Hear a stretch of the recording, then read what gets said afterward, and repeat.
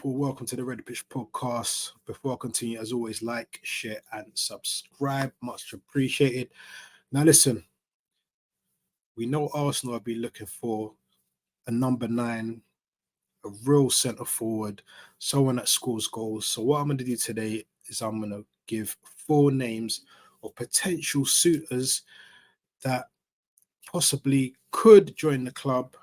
I've heard we've sent scouts to watch a few of them. So let's go, man. Let's start off with this one. This man, 25-year-old Victor Gyökeres. I'm not sure how to pronounce his name, but he's a Swedish international who plays for Sporting.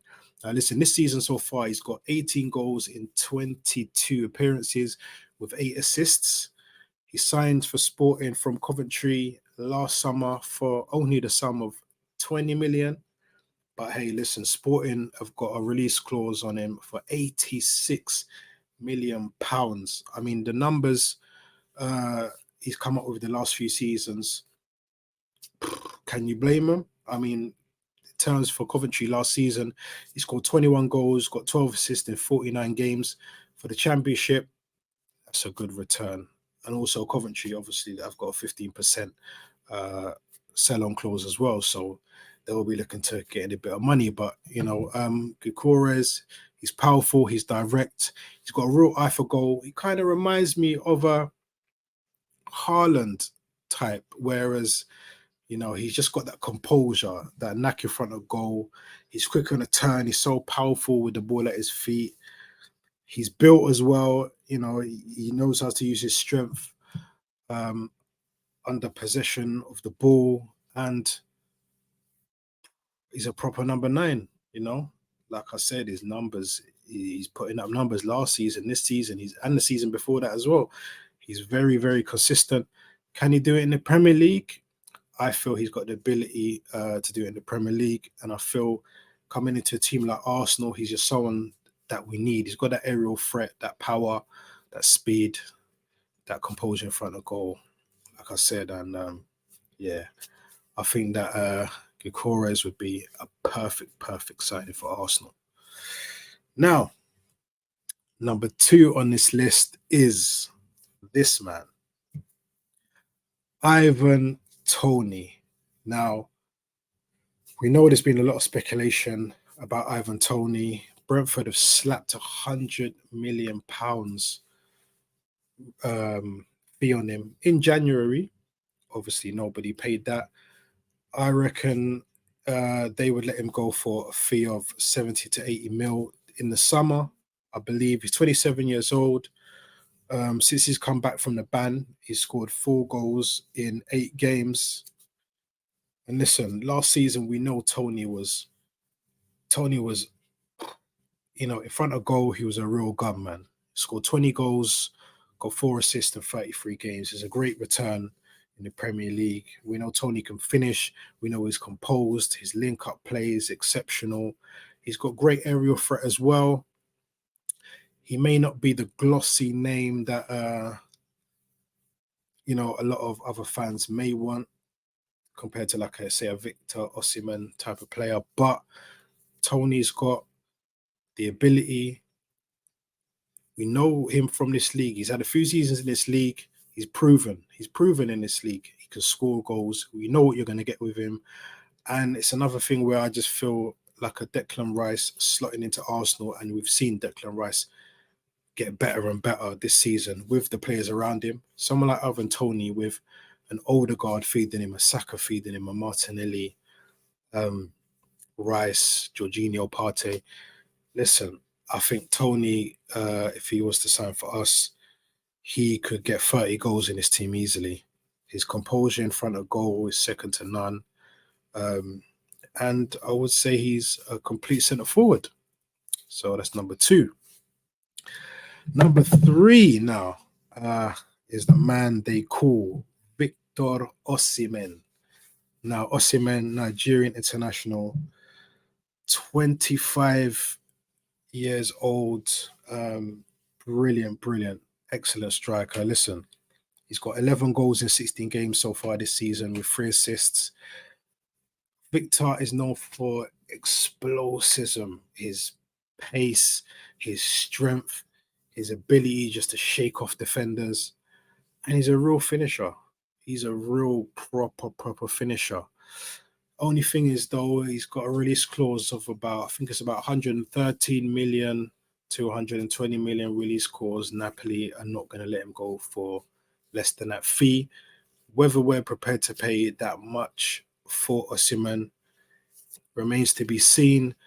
It's a thing where I believe that if we can sell players like Eddie, if we can maybe get at least 30 to 40 mil for Eddie, Smith Rowe is another player I reckon will go as well. So if we can get around 20 to 25 mil for Smith Rowe, his injuries obviously has brought down the price a little bit, and the fact that he's not really playing. Someone like Sambi Lokonga, he's playing out of his skin for Luton now. His stock's gone up, so maybe we could get, a 25 to 30 mil for Lokonga. So there's money to be made from certain players. Victor Osimhen, would he fit in an Arsenal squad? I believe he would fit perfectly. Like I said, he's explosive. His aerial ability, his pace, his strength make him the perfect number 9 for a club like Arsenal. Like I said, again, guys like Odegaard feeding you, Saka feeding you, etc., etc., etc. Victor Osimhen, I think on this list, Osimhen will probably be my first pick. I just don't know about the fee. So it depends whether Arsenal are going to be willing to spend that amount of money in terms of what kind of wages he wants. Obviously, we know Chelsea, they'll pay the fee just like that, and they'll give him some crazy wages, 7-8 year contract. And he's a known Chelsea supporter as well. So Victor Osimhen, good player, probably end up at Chelsea. Now, the last player I was looking at was this man, Benjamin Sesko. Now, listen, Sesko is 20 years old. He's only got 7 goals this season in 21, but he's young. He's not a main. I wouldn't buy him as my number 1 target, to be fair. If we had money left over to buy maybe a backup centre forward, so say we were to get like a Gyökeres or Tony or Osimhen, Sesko will come in as a backup to them for me. Like I said, he's still 20, plays for RB Leipzig. They signed him from Salzburg for 24 million. Last season had a decent season, scored 16 goals in 30 games, got a few assists as well. Again, he's an amazing athlete. His movement, he's been likened a little bit to Zlatan Ibrahimovic, a young Zlatan. Finishing wise, he's strong on both feet, left foot, right foot. Brilliant. Quite pacey. Aerial ability is decent as well. But like I said, he's not the full complete striker yet. But in a team like Arsenal, under the guidance of Arteta, and as a second striker, I believe that he would come in and cause a few problems as well. Honourable mentions are Ollie Watkins, of course. I'm a huge fan of Ollie Watkins. Do I see us going for him? I don't think so. Do I see Villa selling him? Not right now. I don't think so. Season Villa are having now so far, I think in the summer they'll strengthen again. And Unai Emery is such a great manager for them. He's got them sitting comfortably in 4th position in the league right now. So they're looking to go Champions League. And if they go Champions League, they're not going to want to sell their top goal scorer, their main player. So I can see Ollie Watkins staying at Villa. And then there was Lewis Openda as well, another player who plays up front with Sesko for RB Leipzig. Very explosive striker. Would probably be last on my list. Can he come and do a job in the Premier League? I believe he could. Like I said, if we was to get an Openda, I feel that I would bring him in as a second striker, as a backup to, say, an Osimhen or a Tony or someone like that. So yeah, listen, leave your comments, leave your thoughts. in the comments and just let me know, who do you think Arsenal should sign?